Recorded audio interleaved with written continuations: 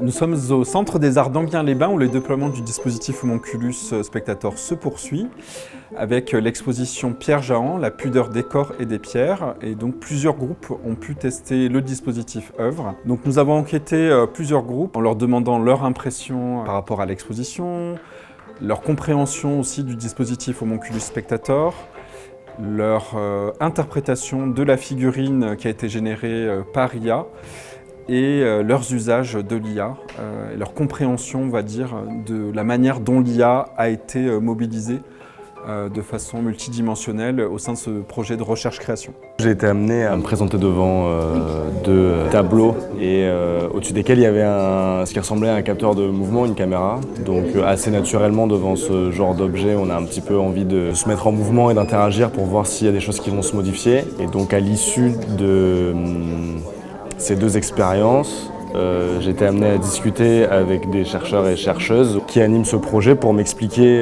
ce qui venait un petit peu de se passer. Comment ça se passe? Donc, dans un premier temps, des données sont collectées sur la manière dont le visiteur est confronté à l'œuvre. Mais le visiteur ne sait pas quel type de données on récolte.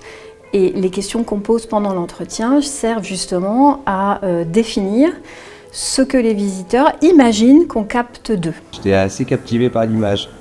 Je la trouvais vraiment très puissante, belle, et je savais pas très bien si c'était parce qu'elle était belle ou si c'était moi qui aimais bien être filmé, donc après c'était ouvert. Puis j'ai vu que l'image s'éteignait, donc je me suis dit qu'il y avait un temps délimité et puis que c'était pas en fonction de chacun. Ça m'a rassuré, je me suis dit comme ça je ne vais pas passer pour un narcissique ou pour quelqu'un qui a... Tu sais, j'ai de mauvaise foi, du style ouais, je regarde pas longtemps, mais en même temps je regarde assez longtemps pour montrer que je suis intéressé. Donc en fait ils ont enregistré nos mouvements dans un forme de squelette et ils en ont fait des homonculus spectateurs qui représentent un humain un peu sous forme simplifiée en fonction des mouvements qu'on a présentés. Il y avait un des deux homonculus qui était très fidèle, mais il était fidèle à ma manière de regarder un capteur de mouvement, pas forcément de regarder une photo. C'est représentatif de moi face à ce système et pas forcément de moi dans une exposition, je dirais. Je pense que là où l'intelligence artificielle questionne les publics, notamment les publics jeunes avec lesquels on travaille, c'est justement sur cette question de données. Qu'est-ce qu'on va faire de mes données? Qu'est-ce qu'on va faire de ce qui est récolté? Qu'est-ce que l'IA va créer de ça? Alors, au début, c'est une réaction d'amusement. Donc, ils ont envie de savoir quel est leur homonculus, ils ont envie de voir ce que l'IA va tirer de leur comportement, ce qui a été conclu sur eux. Ce qui est intéressant aussi dans le projet et dans la réaction du public, c'est que souvent certains d'entre eux expriment le désir d'une optimisation des capacités de l'intelligence artificielle, soit du côté de l'hyperréalisme, soit du côté de la multiplication des données recueillies, qui dirait quelque chose de très fin de leur expérience esthétique, dont on se connaît toute la complexité. Effectivement, le retour que j'ai fait à la chercheuse, c'est que non, oui, l'IA s'était trompée et c'était un peu primaire par rapport à ce que je pouvais ressentir plus profondément de cette expérience esthétique. Ce qui nous intéresse dans ce projet, c'est de présenter volontairement, par le biais de l'esthétique des homonculus et travaillé par le collectif Data Dada, c'est une représentation volontairement simpliste, donc à l'opposé des promesses de l'IA telle qu'elle est présentée actuellement auprès du grand public, l'IA qui pourrait tout, l'IA qui saurait tout de nous.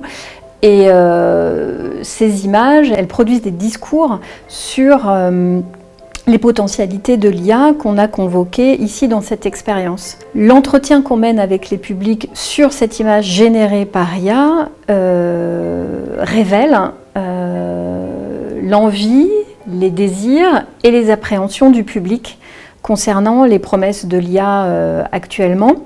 Et elle permet de faire réfléchir le public sur non pas les optimisations possibles de l'IA, mais plutôt de la manière dont elle fonctionne, c'est-à-dire parfois en creux de ce qu'on est profondément et réellement, puisque le fonctionnement de l'IA, c'est d'abord collecter des données, puis ensuite des catégories, classer les individus selon des catégories et produire des discours finalement très normatifs ou en tout cas simplifiés d'eux-mêmes.